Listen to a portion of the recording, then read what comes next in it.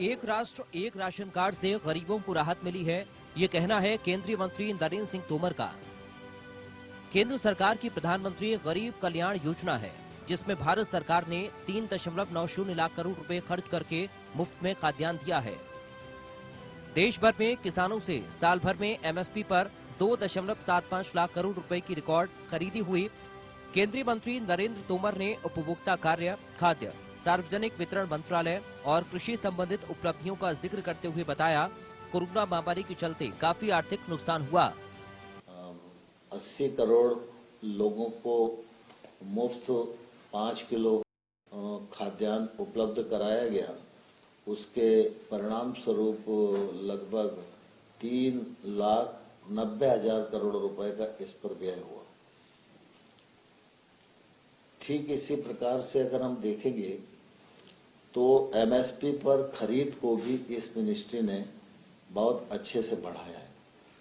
14-15 में 1,06,000 करोड़ रुपए की खरीद होती थी, अब 21-22 में 2,75,000 करोड़ रुपए खरीद पर व्यय किए जा रहे हैं।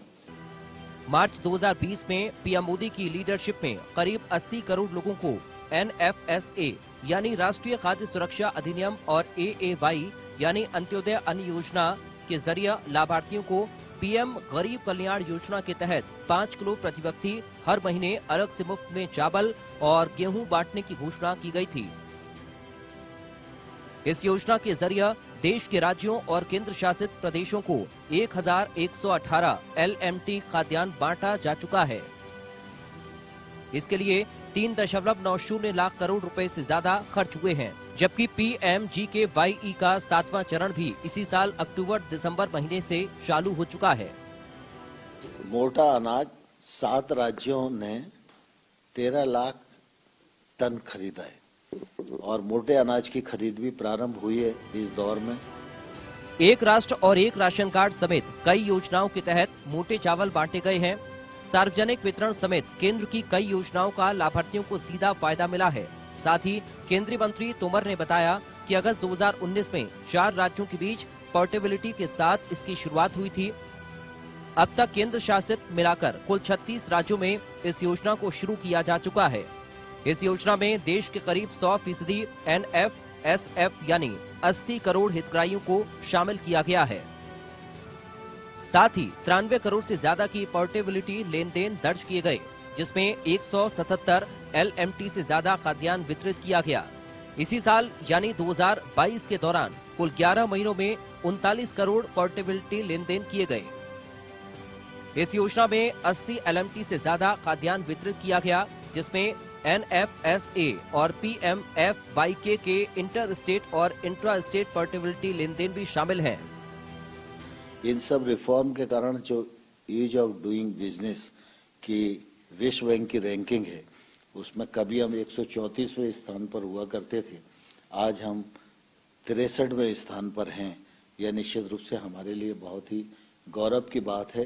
प्रधानमंत्री नरेंद्र मोदी जी के नेतृत्व में टेक्नोलॉजी का भरपूर उपयोग हो रहा है। मोटे चावल का दायरा बढ़ाने के लिए आजादी के अमृत महोत्सव के दौरान सभी सरकारी योजनाओं में पोषण युक्त चावल की आपूर्ति कर पोषण प्रदान करने की घोषणा की गई। आईसीडीएस और पीएम पोषण के तहत 17.51 लाख मीट्रिक टन पोषण युक्त का वितरण हुआ, जबकि इसका दूसरे चरण अप्रैल 2022 में शुरू हुआ था। 16.79 लाख एलएमटी चावल राज्यों ने ले लिया। वहीं तीसरा चरण अगले साल यानी 2023 से शुरू होगा, जिसमें देश के बाकी जिले भी कवर किए जाएंगे। उन्होंने बताया कि केंद्र शासित और एनएफएसए के 100% राशन कार्ड और लाभार्थियों के आंकड़े डिजिटल हुए हैं। करीब 80 करोड़ लाभार्थियों को भी कवर किया गया है। इसके लिए 19,05,000 करोड़ राशन कार्डों की डिटेल पोर्टल में अपलोड कर दी गई है। लाभार्थियों को सब्सिडी वाले खाद्यान्न के पारदर्शी लाने के लिए 5.34 लाख से 5.33 लाख तक यानी 99.8% उचित मूल्य की दुकानों में electronic point of sale device के उपयोग के साथ ही स्वचालित काम हो रहा है। साथ ही केंद्रीय मंत्री ने बताया कि केएमएस यानी खरीफ विपणन सीजन 2022 से 23 के दौरान 4 दिसंबर 2022 तक 339.88 LMT धान की खरीद की गई है। इसमें चावल के मामले में 227.82 LMT भी शामिल है, जिससे 70,000 करोड़ रुपए के MSP मूल्य के साथ करीब 30 लाख किसान लाभान्वित हुए। खरीफ में धान की खरीद 2013 में 475 LMT थी, जो 2021 में बढ़कर 759 LMT हो गई, यानी 60% की बढ़ोतरी हुई। 8 साल में खरीद मूल्य में 132% की वृद्धि हुई है। अब कुल करीब 1.5 लाख करोड़ रुपए हैं। वहीं रबी विपणन सीजन यानी RMS 2022 के दौरान 187.92 LMT गेहूं की खरीद की गई, जिससे करीब 17 लाख किसान लाभान्वित हुए हैं, जिनका MSP मूल्य करीब 38,000 करोड़ रुपए था।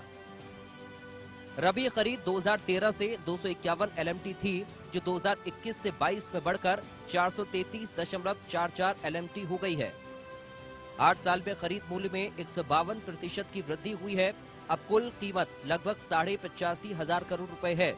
वहीं साल 2014 में खाद्यान्न यानी गेहूं, धान और दालों समेत कुल खरीद 759.44 लाख टन थी, जो 2021 से बढ़कर 1,345.45 लाख टन हो गई।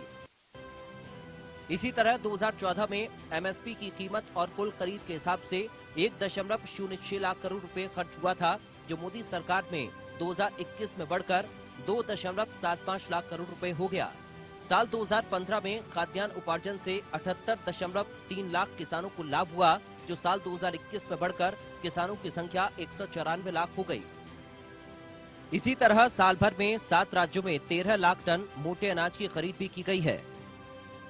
केंद्रीय मंत्री तोमर ने बताया कि भारतीय चीनी उद्योग जैसे महत्वपूर्ण कृषि आधारित उद्योग हैं, जिससे 5 करोड़ गन्ना किसान जुड़े हैं। आज भारतीय चीनी उद्योग का सालाना उत्पादन करीब 1,40,000 करोड़ रुपए है। शुगर सीजन 2017 से 18 में 6.2 LMT और 2018 से 19 में 38 LMT और 2019 से 20 में 59.60 LMT चीनी का निर्यात किया गया है। चीनी सीजन 2020 से 21 में 60 LMT के लक्ष्य के मुकाबले करीब 70 LMT का निर्यात किया गया। चीनी सीजन 2021 से 22 में भारत ने 110 LMT से ज्यादा चीनी का निर्यात किया है। हमारे लिए गौरव की बात है कि भारत चीनी का सबसे बड़ा उत्पादक और सबसे बड़ा निर्यातक बन गया है। सरकार ने भी इस मामले में गन्ना किसानों के हित को ध्यान में रखते हुए उनका समय पर पेमेंट हो, इसके लिए इंटरवीन किया और उसे सुनिश्चित किया। पिछले सीजन में ही देखें तो 1,18,000 करोड़ रुपए से ज्यादा किसानों की देनदारी थी, जिसने सरकार ने उसमें 1,14,000 करोड़ रुपया किसानों के खाते में पहुंचाया। लगभग 97% पेमेंट हुआ है। और दुनिया में चीनी का सबसे बड़ा उत्पादक और दूसरा सबसे बड़ा निर्यातक बन गया है। केंद्र सरकार पर 29 नवंबर 2022 से 2021 से 22 के लिए कुल 1,18,271 करोड़ रुपए के गन्ना मूल्य बकाया था, जिसमें से किसानों को 1,14,981 करोड़ रुपए चुका दिए गए। पेट्रोल में एथेनॉल सम्मिश्रण योजना के बारे में तोमर ने बताया कि सरकार ने 2022 तक पेट्रोल के साथ ईंधन ग्रेड एथेनॉल के 10% सम्मिश्रण और 2025 तक 20% सम्मिश्रण का लक्ष्य निर्धारित किया है। देश में एथेनॉल उत्पादन की मौजूदा क्षमता बढ़कर 925 करोड़ लीटर हो गई। उन्होंने बताया कि विश्व बैंक की ईज ऑफ डूइंग बिजनेस यानी EODB रैंकिंग में भारत ने लंबी छलांग लगाई है। EODB रिपोर्ट 2020 में 190 देशों में साल 2013 में 134वें स्थान से छलांग लगाते हुए 63वें स्थान पर यानी साल 2013 से 71 रैंक की छलांग है। देश के किसानों को नरेंद्र सिंह तोमर के रूप में एक ऐसा मुखिया मिला है जिन्होंने गरीब, किसान और आम आदमी के हक के लिए सरकार का हिस्सा बनकर सफल योजना बनाई। साथ ही देश के सबसे बड़े पंचायत यानी संसद में मंगलवार को स्पेशल मिलेट्स लंच का आयोजन भी करवाया। Bureau report, India news, Madhya Pradesh, Chhattisgarh.